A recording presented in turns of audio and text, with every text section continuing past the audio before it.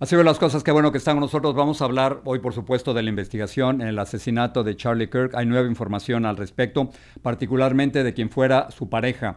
Pero aquí en el programa vamos a hablar también sobre la muerte de un mexicano, Silverio Villegas, quien murió en Chicago después de un enfrentamiento con ICE. Hay datos muy confusos al respecto, queremos saber exactamente qué fue lo que ocurrió. Y tenemos aquí en el estudio una entrevista con Águeda López, una mujer que se ha reinventado, es modelo, pero ahora es escritora y ha escrito el libro muy interesante llamado La niña que siempre miraba el sol. Pero comenzamos con Tyler Robinson. Esta es la fotografía de Tyler Robinson, quien está acusado de la muerte de Charlie Kirk. Este martes será acusado formalmente de esa muerte y hay nueva información que está surgiendo sobre la pareja de Tyler Robinson, quien aparentemente ha estado hablando con las autoridades. El gobernador Stephen Cox, el gobernador de Utah, ha dado nueva información al respecto. Esto es lo que dijo. No, not again. He has not confessed to authorities. He is not cooperating. But all the people around him are cooperating, and I think that's very important. There were reports yesterday that we can confirm that his roommate was indeed a boyfriend who is transitioning from male to female. That's information that the FBI had mentioned yesterday. We can confirm that as well, and that he is cooperating with authorities as well. Así que está surgiendo nueva información sobre Tyler Robinson, el supuesto asesino de Charlie Kirk, y esto es sumamente importante para entender los motivos, o sea, qué lleva a Tyler Robinson a asesinar a este líder conservador, este activista conservador que tenía millones y millones de seguidores a través de la internet y en las redes sociales. Ahora, muy bien, el gobernador Stephen Cox de Utah ha salido a dar un mensaje de paz, un mensaje de pacificación, un mensaje de reconciliación, y él dice que nos encontramos en un momento clave, un parteaguas, watershed es la palabra que está utilizando en inglés, en la que no sabemos si va a haber más violencia política o menos violencia política. Pero más allá de eso, y de que ha sido reconocido por este mensaje de paz, el gobernador Stephen Cox hizo una declaración sobre los inmigrantes que ha impactado muchísimo. Él sugería que antes de que se supiera que Tyler Robinson era el responsable o aparentemente el responsable de la muerte de Charlie Kirk, él esperaba que hubiera sido un extranjero, un inmigrante o alguien de otro estado quien hubiera sido el responsable de la muerte, y esto no es correcto. Vamos a escuchar primero lo que dijo el gobernador. You know, this bad stuff happens, and for 33 hours, I was praying that if this had to happen here, that it wouldn't be one of us, that somebody drove from another state, somebody came from another country. That sadly, that prayer was not answered the way I hoped for. Perdón, pero esto no está bien. O sea, no se puede estar rezando para que el responsable de los crímenes o los asesinatos, o en este caso uno de los peores crímenes políticos que recordamos recientemente, fuera un extranjero, porque esto no es cierto.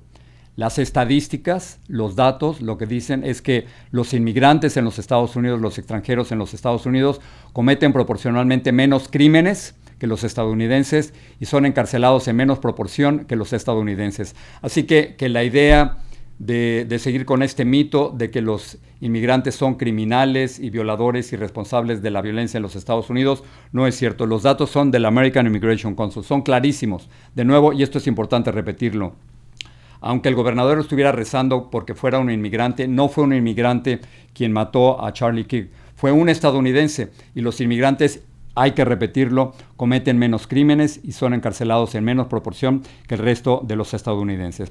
Ahora bien, continuamos con el asesinato de Charlie Kirk porque forma parte de una serie de asesinatos políticos aquí en los Estados Unidos que se pueden remontar hasta el 2011. Pero ¿por qué es distinto? Hemos estado tratando de encontrar esta respuesta y el senador republicano Lindsey Graham tiene desde su punto de vista una respuesta de por qué el asesinato de Charlie Kirk es distinto. Tiene que ver porque era líder de un movimiento en el que el presidente de los Estados Unidos, Donald Trump, también formaba parte. The bottom line here is that we all reject political violence. What happened to Mark's wife, Gabby, is just senseless. What happened in Minnesota is senseless. But let me just be honest with you. President Trump, nor do I, see this as the all kind of do it moment. I see this as an attack on a political movement. I see this being different. Charlie Kirk is one of the top 3 people in the country that allowed President Trump to win in 2024 by his efforts. And I think President Trump sees this as an attack on his political movement, what he created. A year ago, people tried to blow his head off. So this is not, for me, they all do it. This is unique and different. This is an attack on a movement by using violence. And that's the way most Republicans see this. Y esto explica desde el punto de vista republicano por qué el asesinato de Charlie Kirk, desde el punto de vista del senador Lindsey Graham, es distinto, porque dice Charlie Kirk era parte de un movimiento y están matando al líder de un movimiento, y esto no ha ocurrido igual con otros intentos de asesinato o otros asesinatos políticos aquí en los Estados Unidos. Sin embargo, las imágenes del asesinato de Charlie Kirk siguen siendo muy potentes, siguen siendo impactantes, y el senador Mark Kelly, quien es esposo de Gabby Gifford, a quien trataron de asesinar en el 2011, dice que hay que poner un alto a este tipo de violencia, y no solo eso, hay que poner un alto también a las imágenes. Esto dijo. I would say this one in particular hit her pretty hard. And it's because she saw the video. You know, the video is all over social media. It's kind of hard to avoid, and you can just kind of stumble right into it. So this, you know, she's had a tough week, I have to say. You usually don't see these mass shootings as graphically as this one. I hope some of these social media companies can scrub this, you know, off the internet, because it's not good for kids to see this. Y hablando del impacto de su esposa Gabby Gifford, a quien trataron de asesinar en el 2011, cuando ella se da cuenta de que hay estas imágenes, las he estado viendo, y para ella han sido sumamente impactantes, y el senador Kelly está pidiendo que las compañías encargadas de difundir todo esto en las redes sociales le pongan un alto, algo que es prácticamente imposible, porque una vez que algo entra en la internet, se repite miles y millones de veces, particularmente esto. Tengo que saltear rápidamente a la ciudad de Chicago. Tenemos una entrevista para saber exactamente qué ocurrió con Silverio Villegas. Silverio Villegas era el mexicano quien fue detenido por ICE hace solo unos días. Hay distintas versiones de lo ocurrido. Este es Silverio Villegas, mexicano. El gobierno de México también quiere entender exactamente qué fue lo que ocurrió ese día y cómo fue el enfrentamiento con un oficial, con un agente de ICE. Y entonces hay versiones encontradas sobre lo que dicen los allegados a Silverio Villegas y lo que dice ICE al respecto. Tenemos una entrevista al respecto. La realidad es que continúan los arrestos y las posibles deportaciones en la ciudad de Chicago, y vamos a ver solo una de ellas. Esto fue. Back up, you're in my way. Back up, back up, back up. Don't touch me. Back up, back up. Don't touch me, you're back up, back up. Ball your fist up, back up. Don't touch me. Back up, back up, back up, back up now. Next time I'm spraying you. Back up. Back up. Get his number, bro. Get his number. ¿Cuál es su nombre?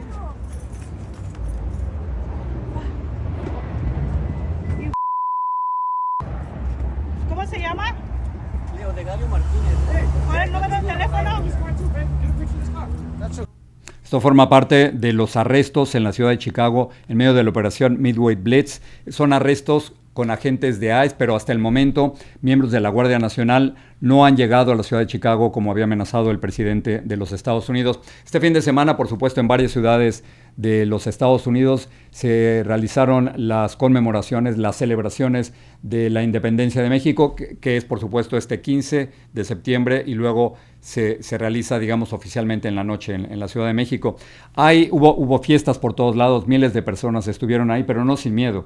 Y esto se puede mostrar en el que el número de personas que estuvieron en estas celebraciones, estas son imágenes que vienen de Chicago, son menos que en años anteriores. Estaba escuchando las declaraciones de una de las organizadoras y decía que entre los miembros asesores de las celebraciones y el desfile había por lo menos 20 abogados en caso de que se presentara ICE.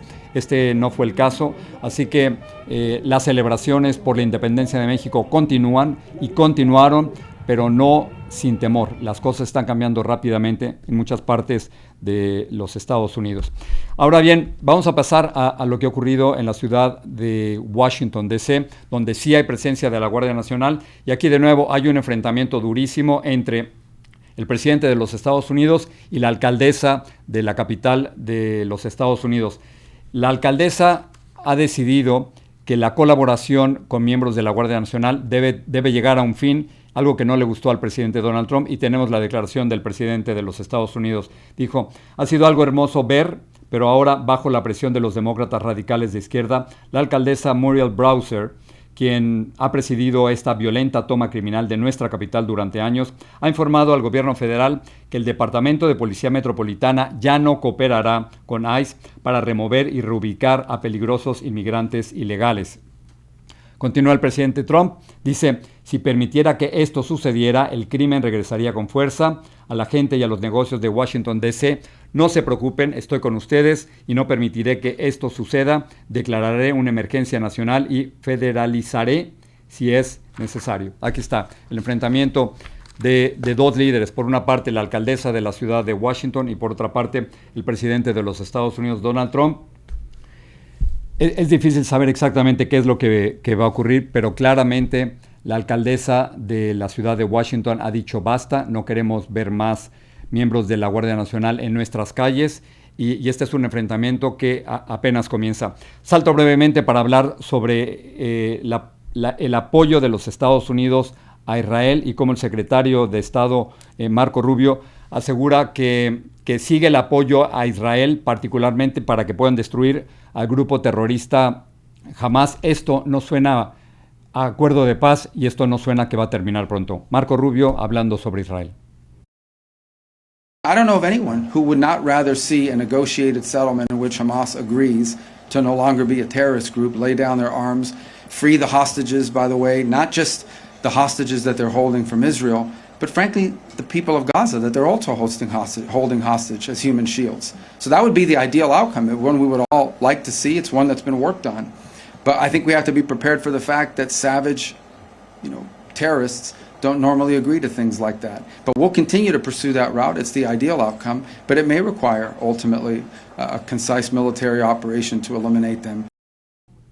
Marco Rubio diciendo que no cree que en estos momentos haya una posibilidad real de paz, a menos que jamás estuviera dispuesto a entregar sus armas y a liberar a todos los rehenes israelíes que fueron secuestrados el pasado 7 de octubre. Así que estas son algunas de las principales noticias. Y ahora tengo una noticia personal. No sé si ustedes siguen el diario de New York Times, pero el diario acaba de publicar hoy un reportaje sobre Paola, mi hija, Paola Ramos, y yo, y la noticia es que, y eso me da muchísimo gusto, sobre todo, no solo como periodista, pero sobre todo como papá, de que Paola y yo vamos a comenzar un nuevo podcast en inglés a partir de este miércoles y en la cadena de radio iHeart, que se llama The Moment. Y es un proyecto del que Paola y yo llevábamos años platicando. Quizás ustedes no lo saben, pero Paola, mi hija, y yo no vivimos juntos durante muchísimo tiempo. Durante 12 o 13 años Paola vivía en Madrid, yo vivía en Miami, y era muy difícil comunicarnos, y siempre tuvimos la idea de poder trabajar juntos.